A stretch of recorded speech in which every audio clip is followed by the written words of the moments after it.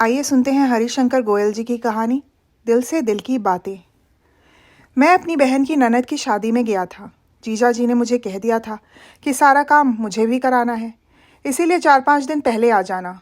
मेरी भी कॉलेज की छुट्टियां चल रही थीं, इसलिए मैं भी 4 दिन पहले ही चला गया था।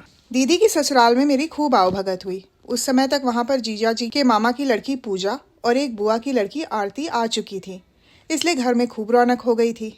पूजा एमए हिंदी से कर रही थी और आरती ने बीटेक कंप्यूटर साइंस से उसी साल किया था। आरती शहर की संस्कृति में पली बड़ी लड़की थी और धनाढ़ परिवार से थी।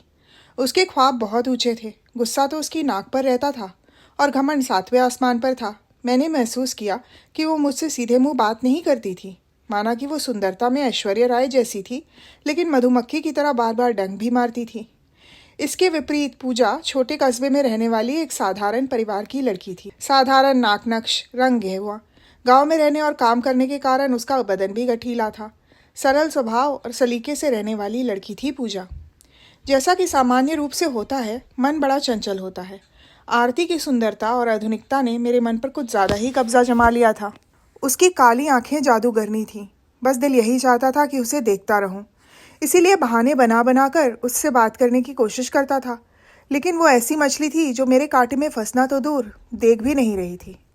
दिन भर मैं और जीजा जी शादी का काम करते थे। लंच में आते तो पूजा ही पानी पिलाती थी और खाना सर्व करती थी। दीदी दूसरे कामों में व्यस्त रहती थी। आरती अपने मोबाइल में बिजी रहती थी। लंच के बाद मैंने थोड़ा मनोरंजन और थोड़ा आरती के नज़दीक आने के लिए कहा कि ताश खेले। आरती भी बोर हो रही थी, इसलिए वो भी आ गई। दुल्हन को भी साथ ले लिया। पूजा को भी कहा तो पहले तो उसने कहा कि काम है, लेकिन बाद में मान गई और कहा कि आधा घंटा खेलूंगी बस। काम भी तो करना था उसे। इस प्रकार हम लोग ताश खेलने बैठे। मैं और आरती पार्टनर थे, उधर पूजा और दुल्हन पार्टनर थे। पहली ही बाजी में पता चल गया कि आरती को ताश खेलना ज़्यादा नहीं आता था। मैंने उसे इशारे से बताने की चेष्टा की। ताश में आँख और मुंह से इशारे करते ही हैं। चिड़ी की चाल के लिए आँख का इस्तेमाल करते हैं। मैंने भी उसे ये इशारा करने के लिए चिड़ी चलनी है, आँख मार दी। अब तो उसने बखेड़ा कर दिया। ज़ोर ज़ोर से चिल्लाने लगी कि मैंने आँख मारी है। पूजा और दुल्हन ने प्रश्नवाचक नज़रों से मुझे देखा। मेरी सिट्टी पिट्टी गुम हो गई। मैंने हकलाते हुए कहा कि मैंने तो चिड़ी का पत्ता चलने के लिए इशारा किया था।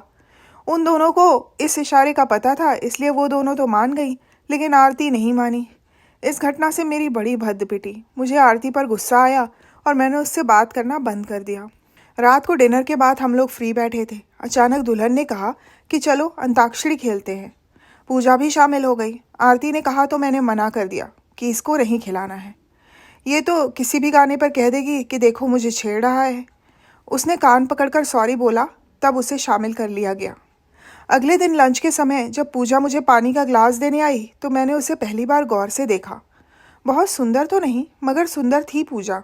उसका व्यवहार, सादगी, सौम्यता उसके रूप में 4 चांद लगा रहे थे। मैंने धीरे से उससे कहा, पूजा तुम बहुत सुंदर हो। उसने तुरंत कहा, पर आप तो आरती पर लट्टू हैं। मैं एकदम से चौंक गया, इसको कैसे पता चला? मैंने कहा, मेरा आरती से क्या लेना देना, एकदम मधुमक्खी है वो तो, हरदम काटने को दौड़ती है। वो हल्की मुस्कान बिखेर कर चली गई। आज शाम के 5 बजे मैं फ्री हो गया था, इसलिए घर आ गया। घर आते ही पूजा मेरे लिए पानी लेकर आई और फटाफट चाय बनाने लगी। मैंने कहा, पूजा चाय पीकर गांव के पुराने मंदिर को देखने चलते हैं। पूजा भी उसे देखना चाहती थी, लेकिन कह नहीं पा रही थी। इतने में आरती भी वहां आ गई और कहने लगी कि वो भी जाएगी। मैंने उसे ले जाने से साफ इनकार कर दिया। शिकायत दीदी के पास गई और आरती की फाइल स्वीकृत हो गई।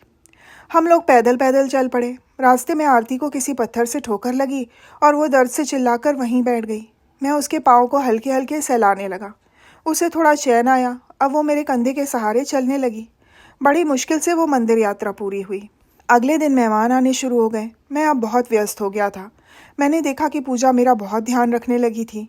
बिना मांगे पानी, नाश्ता, खाना सब कर रही थी, जैसे उसे सब पता है कि मुझे कौन सी चीज़ कब चाहिए। दीदी भी उसकी बहुत प्रशंसा करती थी कि ये जहाँ भी जाएगी वहाँ अपने प्यार की खुशबू बिखेर देगी। मेरे दिमाग में से अब आरती बाहर होती जा रही थी और पूजा अंदर आती जा रही थी। इधर मैंने महसूस किया कि आरती भी मेरे नज़दीक आने का प्रयास कर रही थी। कल रात को मैं छत पर चला गया तो आरती भी मेरे पीछे पीछे आ गई और फिर इधर उधर की बातें करने लगी।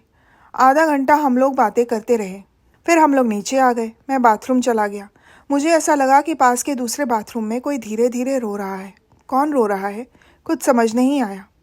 गहमा गहमी में ही शादी हो गई। सारे मेहमान जा चुके थे। आरती भी जाने की तैयारी ही कर रही थी। पूजा और मैं कल जाने वाले थे।